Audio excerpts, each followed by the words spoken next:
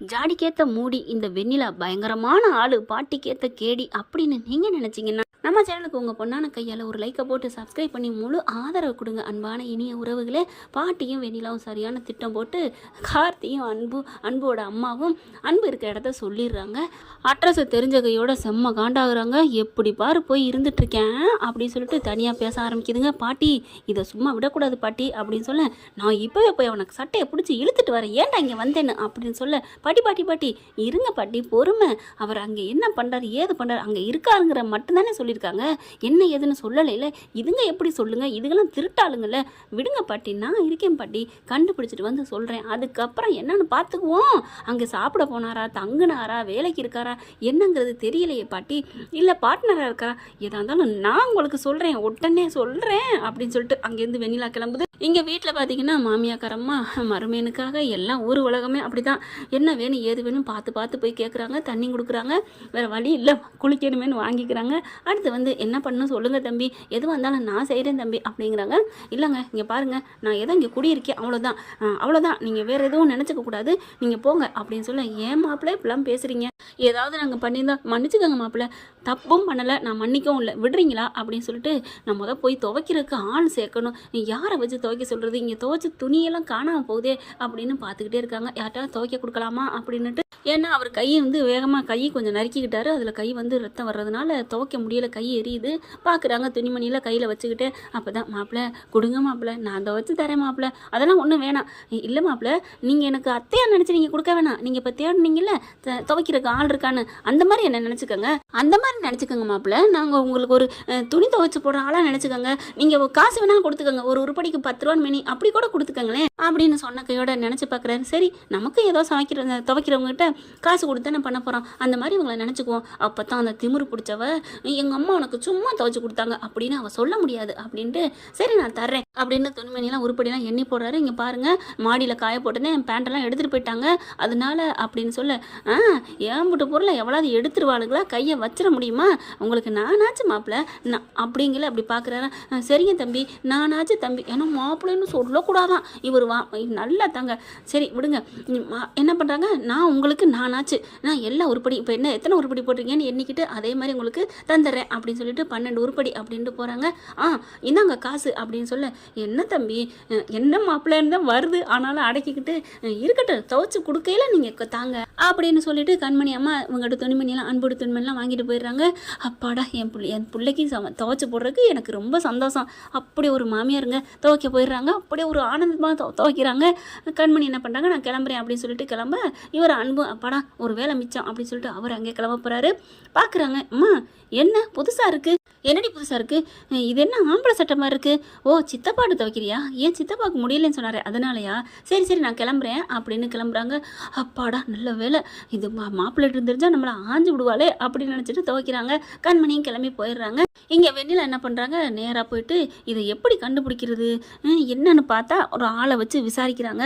விசாரிச்சுட்டு உள்ளர கூப்பிட்டு வச்சு விசாரிக்கிறாங்க. அது எல்லா உண்மையும் சொல்லிடுதுங்க. இந்த மாதிரி இங்கே செஃப்பாக இருக்காருன்னு சொல்லிட்டு, செஃப்பாக வேலை பார்க்குறியா, என்ன அன்பு உனக்கு என்ன, சே எவ்வளோ பெரிய கோட்டீஸ்வரன் நீ இங்கே வந்து செஃப்பாக வேலை பார்க்குறியா, ஐயோ பாட்டி இப்போ என்ன பண்ணுறது, இவன் இந்த மாதிரி இருக்காரே அன்பு அப்படின்னு சொல்லிட்டு உள்ளார போய் பேசுவோமா இல்லை பாட்டிக்கிட்ட போய் சொல்லுவோமா அப்படின்னு யோசிக்குது இந்த வெண்ணிலா. அடுத்து பாட்டிக்கும் ஃபோன் பண்ணி சொல்லுது, பாட்டி இந்த மாதிரி பாட்டி செஃப்பாக வேலை பார்க்குறாரு பாட்டி, என் புள்ள அங்கே வேலை பார்க்குறானா, இந்த வர்றேம்மா, இருங்க பாட்டி நீங்கள் இப்போ போக வேணாம், நீங்கள் எதுக்கும் சம்மந்தமே இல்லை, உங்கள் பேரனை கொத்த அள்ளிக்கிட்டு வர வேண்டியது ஏன் வேலை அப்படின்னு சொல்லிட்டு, அப்புறம் பாட்டி இன்னொரு முக்கியமான விஷயம் என்னம்மா அப்படின்னு கேட்க, அவர் மட்டும் தனியாக இல்லை பாட்டி, என்னம்மா சொல்கிற, அந்த கண்மணி இருக்காள் அவளும் கூட தான் இருக்கா, என்னம்மா சொல்கிற, ஆமாம் அதுவும் அவளுக்கு அடிமையாக அவளுக்கு கீழே வேலை பார்க்குறாரு உங்கள் பேரன், என்னம்மா சொல்கிற, அவள் ஏதோ படித்தவனா, அவன் வந்து 2 பேரும் சேர்த்து பார்ட்னரா, இவர் அந்த ஓனராக இந்த கம்பெனிக்கு இந்த அம்மாவையும் ஓனராக சேர்த்து வச்சு இதை செஃப்பாக இருக்கலாம் அன்பு, என்ன சொல்கிறது,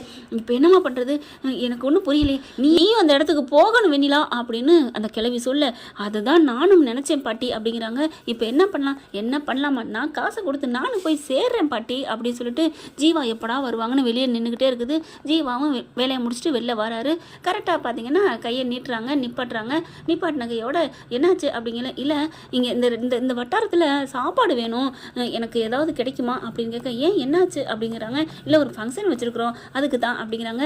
ஏன் நானே ஹோட்டல் தாங்க வச்சு நடத்துகிறேன் அப்படிங்கிறாங்க. ஓ அப்படியா, நாளைக்கு தான் வேணும் அப்படிங்கிறாங்க. எத்தனை பேருக்கு அப்படிங்கிறாங்க. ஒரு 50 பேருக்கு நல்ல ஃபுட்டாக இருக்கணும், எவ்வளோ காசாக இருந்தாலும் தரேன், கண்டிப்பாக தரேங்க, கண்டிப்பாக உங்களுக்கு எப்படி சாப்பாடு வேணுமோ நாங்கள் அதை செய்கிறோம் அப்படிங்கிறாங்க. அடுத்து என்ன பண்ணுறாங்க, சரி சாம்பிள் எப்படி இருக்குன்னு பார்க்கணுமே, வாங்க இன்னும் கொஞ்சம் கூட இருக்குது, எப்படி என்ன ரகத்தில் வேணும் அப்படின்னு உங்களுக்கு செக் பண்ணி சொல்லலாம் அப்படின்னு சொல்லிட்டு கூப்பிட்றாங்க. காரில் ஏறி போகிறாங்க. போயிட்டுருக்கீங்களே பேசிகிட்டு இருக்காங்க. நீங்கள் யார் என்ன அப்படிங்கல, நான் அந்த மாதிரி அப்படின்னு வெண்ணிலா தன்னோட ஹிஸ்ட்ரி அப்படியே அள்ளி விடுது. ஓ நீங்கள் அவ்வளோ அவங்களோட ஓனர் பொண்ணா, நீங்கள் அவ்வளோ பெரிய கோடீஸ்வராச்சே அப்படி இப்படின்னு சொல்ல, ஆமாங்க இதில் என்ன இருக்குது அப்படின்னு சொல்லிட்டு இருக்காங்களா. எனக்கு தனியாக சொந்தமாக பிஸ்னஸ் பண்ணணும் ஆசையாக இருக்குது, அதுலேயும் ஹோட்டல் பிஸ்னஸ் தான் பண்ணலான்னு இருக்கேன், உங்களுக்கு தெரிஞ்சவங்க யாராவது இடம் இருந்தால் சொல்கிறீங்களா, நான் பார்ட்னராக கூட இருக்க ரெடியாக இருக்கேன் அப்படின்னு சொல்ல பார்க்குறாங்க.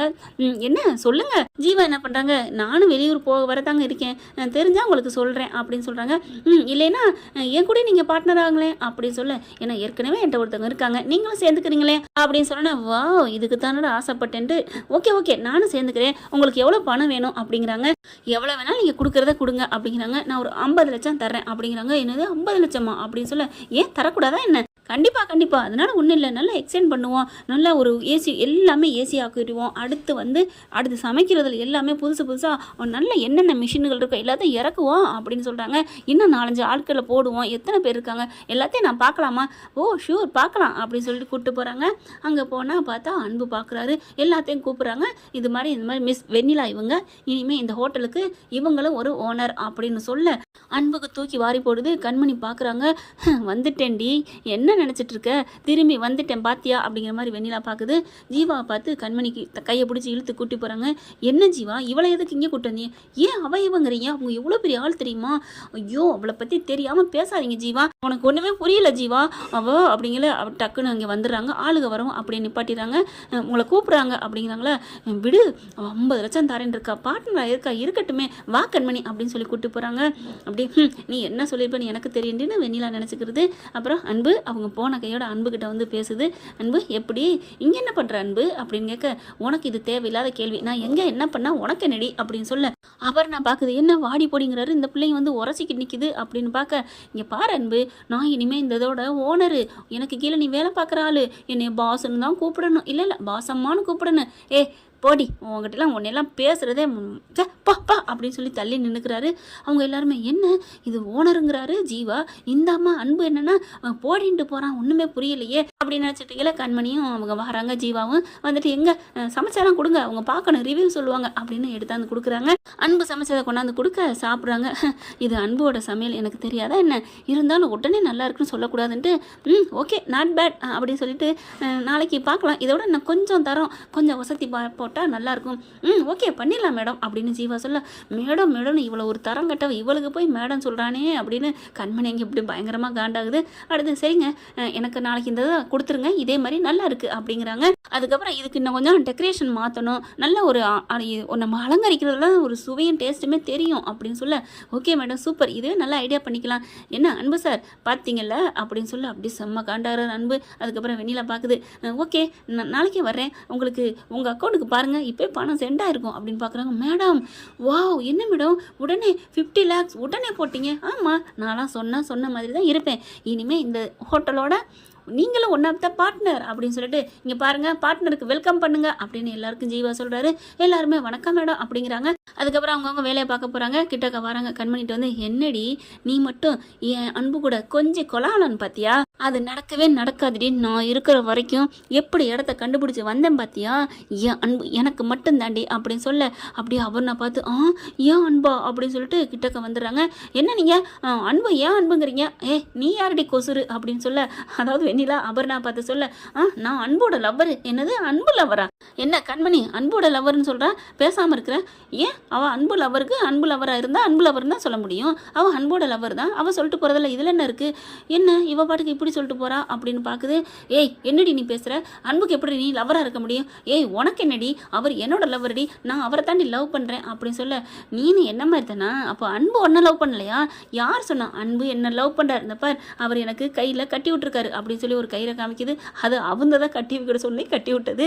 பார்க்குறாங்க, நிஜமாவே அப்போ அன்பு கண்மணி வெறுப்பேற்றுக்காக லவ் பண்ணுறாளா?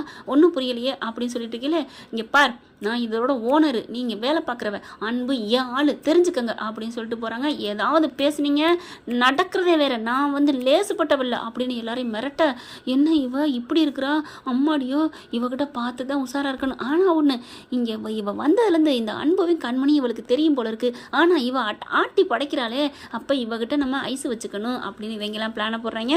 ஆனால் அபர்ணாவுக்கு செம்ம காண்டாகுது. அன்போட பேசக்கூடாதுன்னு சொல்கிறதுக்கு இவ யார் அப்படின்னு சொல்லிட்டு இருக்கல. இவங்க ஜீவா கிட்ட பேசிட்டு வராங்களா, வாடி வா அப்படின்னு சொல்லிட்டு அங்கே என்ன பண்ணுறாங்க, கொஞ்சம் இதை ஊற்றி விட்டுறாங்க, ஆயில ஊற்றிட்டு இவங்க வேகமாக வர டொமக்கடின்னு வலிக்கி விட்டு அம்மானு விழுக எல்லாம் ஓடி வராங்க. என்னாச்சு மேடம் என்னாச்சு? உனக்கு வேணும் என்ன பேச்சு பேசுனேன் அப்படின்னு தேன்மொழி சொல்ல, அம்மா இடுப்பு வலிக்குது, என்னாச்சு? என்ன இது ஹோட்டலு இப்படி? அம்மா என்னையா இது என்னன்னு தெரியல, சமைக்க எடுத்துகிட்டு போனாங்க, சிந்தி இருக்கும், வேற ஒன்றும் இல்லை மேடம் அப்படின்னு அவன் நான் சொல்ல, அப்போ கண்மணி பார்க்குது, உனக்கு இவ தாண்டியா தாள், 2 பேரும் முட்டிக்கங்கடி அப்படின்னு கண்மணி நினச்சிட்டு போகுதுங்க. அதாவது அபர்ணாவையும் வெண்ணிலாவால் எந்திரிக்கவே முடியலை. அங்கே அந்த சமைக்கிறவங்க புருஷன் கொண்டாட்டி 2 பேரும் ஓடி வந்து தூக்குறாங்க. மேடம் நாங்கள் இருக்க மேடம், மெல்ல மேடம் அப்படிங்கல. அம்மா ஐயோ அப்படின்னு சொல்லிட்டு இன்னும் ஆஸ்பத்திரி கூப்பிட்டு போங்க அப்படின்னு சொல்ல, வேறு வழி இல்லை, ஹாஸ்பிட்டல் கொண்டு போய் சேர்க்குறாங்க. அதுக்கப்புறம் பாட்டிக்கு தகவல் சொல்ல, பாட்டி பறந்தடிச்சு ஓடி வர, என்னமாச்சுங்க பாட்டி அப்படின்னு நடந்ததை சொல்ல, ஏம்மா இப்படி பார்த்து நடக்க வேணாமா? என்ன பாட்டி அங்கேயே ஒருத்தி உங்கள் பேர் என்ன தொத்திக்கிட்டே திராளுங்க, அவள் தான் ஏதோ பண்ணிட்டா, அவளை நான் சும்மா விட மாட்டேன், அவள் பேர் என்ன? அவள் பேர் அபர்ணாவா அப்படின்னு சொல்ல, இந்தா போகிறேன் பாட்டி, விடுங்க பாட்டி, நாளைக்கு நான் நல்லா ஆகிக்கிறேன். ஐயோ அம்மா இடுப்பு வலிக்குதே பாட்டி அப்படின்னு சொல்லிட்டு இடுப்பு ஒடியாக கிடக்குது. கண்மணி செம்மையாக எல்லாருமே விழுந்து சிரிக்கிறாங்க. அவங்க நொண்டி வெண்ணிலா போனாங்க இல்லையா, அதை பார்த்து என்ன வந்து காலி பண்ணவன் வந்த அண்டை உனக்கு வச்சா நான் ஆப்பு அப்படிங்கிற மாதிரி நம்ம கண்மணி நினச்சிக்கிறாங்க. என்ன ஃப்ரெண்ட், இப்படிலாம் போக வாய்ப்பு தானே இருக்குது. பார்க்கலாம் என்ன நடக்க போகுதுன்னு. Thank you friends. இந்த வீடியோ உங்களுக்கு பிடிச்சிருந்தா தயவு செய்து லைக் பண்ணுங்க. இன்னும் அப்டேட்ஸ்க்காக சேனலை சப்ஸ்கிரைப் பண்ண மறக்காதீங்க. நம்ம கிட்ட இருக்க எல்லா சேனல்ஸோட லேட்டஸ்ட் வீடியோ அப்டேட்ஸ்க்காக மேல ரைட் சைட்ல காட்டுற லிங்கை கிளிக் பண்ணி வாட்ஸ்அப் குரூப்ல ஜாயின் பண்ணுங்க. உங்களிடம் விடைபெறுவது நான் உங்கள் மெஹர்.